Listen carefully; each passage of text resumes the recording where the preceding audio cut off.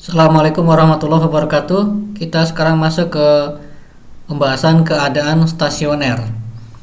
Nah, kita asumsikan dulu bahwa potensial yang dilibatkan dalam persamaan Schrödinger itu adalah potensial yang tidak bergantung pada T ya. Jadi hanya bergantung pada posisi saja. Kita asumsikan begitu. Dan itu untuk pembahasan-pembahasan selanjutnya juga seperti itu. Nah, maka kita akan coba lihat dari persamaan Schrödinger persamaan Schrödinger gayut waktu sebagaimana kita lihat di sini, sebagaimana yang ada di persamaan 3.1 ini. Kalau V-nya itu hanya bergantung pada X saja, tidak bergantung pada T seperti persamaan 31, kita akan lihat ini persamaan akan bisa kita modifikasi menjadi seperti apa begitu. Nah, sekarang kita akan asumsikan bahwa fungsi gelombang psi x, t itu dapat dinyatakan sebagai perkalian antara dua buah fungsi yang masing-masing fungsinya hanya bergantung pada satu variabel. Ini proses ini nanti ke bawah selanjutnya nanti akan dikenal sebagai metode pemisahan variabel. Jadi psi sebagai fungsi yang terlibat dalam persamaan Schrödinger gayut waktu bergantung pada dua variabel yaitu X dan T. Nah, maka kita akan coba teknik pemisahan variabel, yaitu dimulai dengan mengasumsikan bahwa fungsi psi ini dapat dituliskan sebagai perkalian antara dua buah fungsi yang masing-masing hanya bergantung pada satu variabel saja. Yang bergantung pada variabel X kita nyatakan sebagai psi kecil. Ini huruf simbol ini adalah psi juga sama seperti ini, tapi ini adalah psi kecil, yang ini tadi adalah psi kapital. Kemudian F ini hanya bergantung pada T. Maka kalau ini 325 ini kita masukkan ke dalam persamaan Schrödinger gayut waktu akan menjadi seperti ini. Ya, ini psi kalikan F, di sini psi kalikan F, di sini juga psi kalikan F. Kemudian kalau ini dikerjakan turunan parsialnya, maka yang psi tidak akan terkena efek sehingga dia bisa kita tuliskan di luar turunan parsial tadi. Nah, karena hanya satu fungsi satu variabel saja yang dihadapi, satu fungsi dengan satu variabel saja, maka turunan parsialnya kita ganti menjadi turunan biasa. Kemudian berikutnya yang ini juga sama, ini F-nya tidak akan terkena efek terhadap operasi turunan ini, maka F dapat kita taruh di luar operasi turunan. Lalu kemudian operator turunan parsialnya kita ganti menjadi turunan biasa, karena yang dihadapi hanyalah fungsi yang bergantung pada satu variabel saja. Kemudian yang suku keduanya tetap. Selanjutnya kedua ruas kanan kiri kita kalikan dengan 1 per psi kalikan F. Jadi 1 per psi kalikan F, atau kedua ruas kita bagi dengan psi kalikan F. Maka yang ruas kiri dibagi dengan psi kalikan F menjadi 1 per F. Lalu yang luas kanan untuk suku pertamanya di sini menjadi 1 per psi, yang ini menjadi V saja karena ini hilang, dibagi dengan psi kalikan F. Nah, sekarang bisa kita perhatikan di persamaan 327 ini ruas kiri ternyata hanya melibatkan satu variabel saja yaitu T. Ruas kanan hanya melibatkan satu variabel saja yaitu X. Nah, tapi kedua ruas ini harus sama, padahal masing-masing bergantung pada variabel yang berbeda. Yang sebelah kiri bergantungnya pada T, yang sebelah kanan bergantung pada X. Nah, sehingga solusi untuk situasi seperti ini adalah bahwa kedua ruas ini harus bernilai konstan, yaitu nilai yang sama. Jadi kalau misalkan ruas kiri kita tuliskan sama dengan konstanta E, berarti yang sebelah kanan juga harus sama dengan konstanta E, begitu. Sekarang kita selesaikan dulu yang 328 ini ya. Ini kita selesaikan. Ini kemudian kita integralkan, sebelum kita integralkan kita modifikasi dulu. Kita rubah dari persamaan baris pertama ini menjadi baris kedua. Kemudian kita integralkan. Hasilnya yang luas kiri adalah ln F. Lalu yang luas kanan tentunya adalah min I per H bar E kalikan T ditambah konstanta. Maka dari sini kita bisa peroleh bahwa F-nya adalah suatu tetapan A, katakan begitu, yang tidak lain adalah E pangkat C dikalikan E pangkat min I per H bar E kalikan T. Nah, jadi sampai di sini kita sudah dapatkan nilai atau bentuk dari fungsi yang bergantung pada T. Lalu bagaimana dengan psi kecil yang bergantung pada X? Maka kalau kita lihat persamaan 329 ini, kedua ruas kalau kita kalikan dengan psi, maka yang ini psinya hilang. Di sini muncul psi V kalikan psi, di sebelah kanan muncul E kalikan psi. Jadi kita dapatkan persamaan 3.31 ini. Nah, ini kita akan sebut sebagai persamaan Schrödinger tidak gayut waktu. Kalau yang awal itu adalah persamaan Schrödinger gayut waktu yang kita gunakan psi kapital ya. Di situ ada kebergantungan terhadap T, sementara kalau yang 3.1 ini tidak ada kebergantungan terhadap T. Kemudian ungkapan ini 3.31 ini dapat kita tuliskan dalam bentuk seperti ini. Jadi ada operator yang di dalam kurung ini bekerja pada psi. Dan sebelah kanan nilainya sebelah kanan adalah E kalikan psi. Nah, padahal yang di dalam kurung ini tidak lain adalah operator Hamiltonian ya, karena yang suku pertama adalah operator tenaga kinetik, sementara yang ini bisa kita pandang sebagai operator potensial, maka ini akan menjadi operator Hamiltonian. Sehingga dari persamaan 331 ini sebenarnya bentuk dapat dipandang sebagai berbentuk seperti ini ya. Nah, ini tidak lain adalah bentuk persamaan swanilai atau eigenvalue. Nah, kemudian yang disebut sebagai swanilainya adalah konstanta ini E ya. Sementara kalau psinya disebut sebagai swafungsi. Kalau istilah dalam buku-buku bahasa Inggrisnya, E ini adalah eigenvalue, sementara kalau psi ini adalah eigenfunction, atau kadang-kadang ada yang nyebutnya eigenvector, dan mungkin ada istilah lain. Jadi sekarang dari awalnya kita punya problem persamaan Schrödinger gayut waktu dengan mengasumsikan bahwa psi itu dapat dinyatakan sebagai perkalian dua buah fungsi psi kecil dan F yang masing-masing hanya bergantung pada satu variabel, maka kita dapati dua hal. Yang pertama, F-nya bisa langsung dituliskan seperti ini, sementara yang psi memenuhi persamaan 3.1 yang kita sebut sebagai persamaan Schrödinger tidak gayut waktu. Dan persamaan ini tidak lain adalah persamaan jenis persamaan swanilai ya. Istilah persamaan swanilai di dunia matematik sudah biasa ya. Mungkin bisa dilihat di materi aljabar linier, biasanya ketemu seperti itu. Nah, kemudian jadi ungkapan untuk psi tadi, karena di awal tadi diasumsikan sebagai perkalian dari psi kecil kalikan F, maka sekarang kita bisa tuliskan psi kalikan E pangkat minus I per H bar E kalikan T. Loh, kemana A-nya? A yang ada di sini. Nah, ini kan konstanta. Kita akan gabungkan dengan psi yang kecil ini. Ya, jadi sudah tidak perlu kita tulis, kita masukkan aja ke dalam sini. Nah, bentuk ungkapan psi yang seperti ini, psi kapital yang seperti ini, itu kita sebut sebagai keadaan stasioner. Jadi psi ini kan keadaan yang mewakili suatu partikel. Nah, yang bentuknya seperti persamaan 3.3 ini kita sebut sebagai keadaan stasioner. Kalau kita coba hitung rapat peluangnya, berarti kita ambil modulus kuadratnya, maka kita dapati modulus kuadrat dari psi kapital sama dengan modulus kuadrat psi kecil kalikan F, berarti sama dengan modulus kuadratnya psi kalikan modulus kuadratnya F.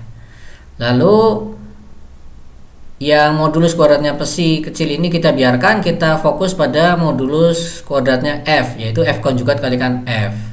Padahal F-nya tadi bisa kita tuliskan sebagai A kalikan E ini ya, tapi A-nya sudah kita masukkan ke sini jadi E kalikan minus I per H bar ET. Diambil konjugat kompleksnya berarti plus I. Nah ini yang bukan konjugat kompleks ya. Ini yang bukan konjugat kompleks. Sehingga perkalian ini dengan yang ini akan menghasilkan nilai sama dengan 1. Jadi tersisa kita hanya ungkapan modulus kuadrat dari psi kecil. Berarti kita bisa lihat rapat peluang dari psi kapital yang dibentuk dari psi kapital ini, meskipun bentuknya di sini seolah-olah menunjukkan bahwa itu bergantung pada T, tapi karena dia adalah keadaan stasioner, yang kita bahas di sini adalah keadaan stasioner, maka kita bisa tunjukkan ini rapat peluang ini ternyata tidak bergantung pada T, gitu ya. Jadi kalau pesinya kalau pesinya adalah keadaan stasioner, maka kita dapati konsekuensinya 1, yaitu rapat peluangnya tidak bergantung pada T. Konsekuensi berikutnya apa? Kita lihat di bawahnya. Jadi kalau kita hitung nilai harap sembarang peubah lain yang bergantung pada posisi dan momentum, maka kita coba hitung sekarang nilai harapnya besaran Q misalkan, itu sama dengan integral psi konjugat psi kecil ya konjugat, lalu ini adalah E yang di sini tapi sudah diambil konjugatnya jadi plus, lalu kemudian ini operator Q-nya kita sandwich di tengah-tengah sini, lalu psi lagi, lalu E pangkat. Nah, maka karena operator ini hanya bergantung pada X dan P, tidak bergantung pada T, maka E pangkat minus ET per H bar ini dapat kita keluarkan dari depannya si operator Q ini. Jadi dia tidak akan kena efek dari operator Q ini, sehingga bisa kita pindahkan ke depan sini, bertemu dia dengan E pangkat plus I per H bar ET ini, sehingga akan menjadi 1. Jadi tersisa adalah psi konjugat, operator Q, lalu ada psi ya, seperti ini. Lihat hasilnya di sini tentunya tidak akan bergantung pada T, karena di sini sudah tidak ada variabel T lagi. Jadi nilai harap untuk sembarang peubah Q yang bergantung pada X dan P itu tidak bergantung pada T. Itu konsekuensi kedua. Konsekuensi ketiga, nilai harap besaran posisi X pada keadaan stasioner psi tadi juga tidak bergantung terhadap T juga. Lalu konsekuensi keempat, maka kalau kita kembali ke perhitungan nilai harap momentum, karena nilai harap posisi pada keadaan psi yang stasioner itu tidak bergantung pada T, maka kalau diambil turunannya di sini sama dengan 0, berarti nilai harapnya momentum pada keadaan stasioner sama dengan 0. Ya, jadi kita dapati konsekuensi keempat tadi ya. 4 berarti nilai harap momentum pada keadaan stasioner itu bernilai 0. Yang kelima sekarang, nilai harap Hamiltonian pada keadaan psi adalah E.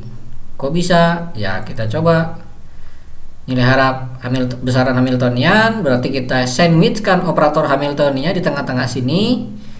Lalu lagi karena di sini nanti di psi kapital ini nanti ada E pangkat, kalau diambil konjugat jadi E pangkat, tadinya E pangkat minus, diambil konjugat jadi E pangkat plus, di sini ada E pangkat minus yang bergantung pada T. Nah, itu kan tidak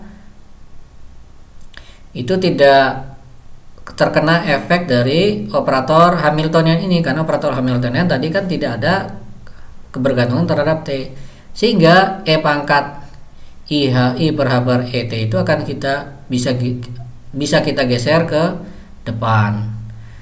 Lalu bertemu dengan E pangkat plus I per H bar ET akan menjadi 1.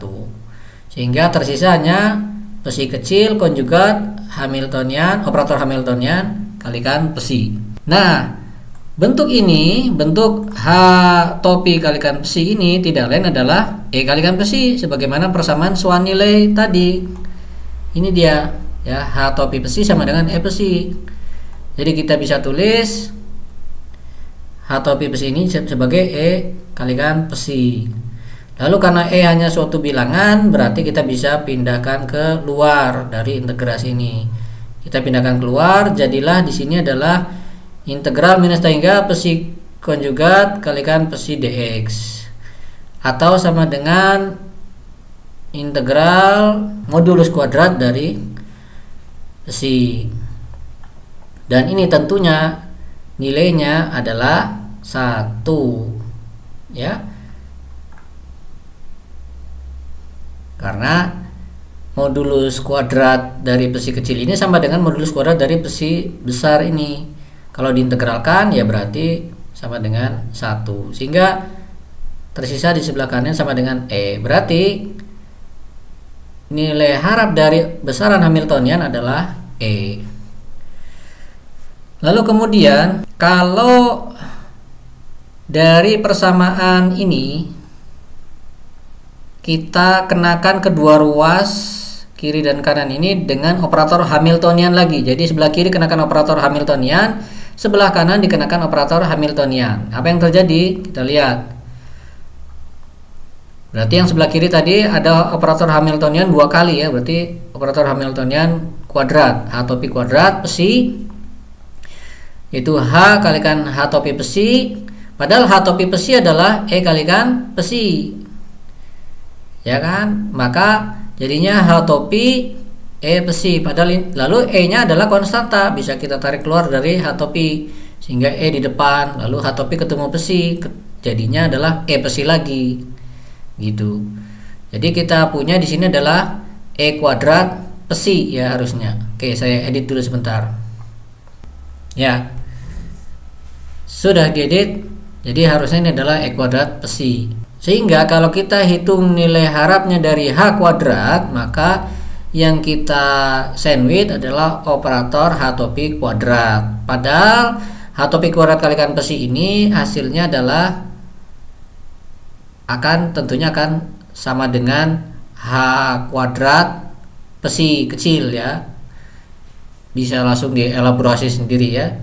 Lalu karena apa? Karena E pangkatnya akan ketemu dengan E pangkat di sini yang konjugatnya ya. Jadi perhatikan yang ini dengan yang ini. Sekarang tadinya kita pakai psi kapital, kita sudah di sini kita pakai psi yang kecil.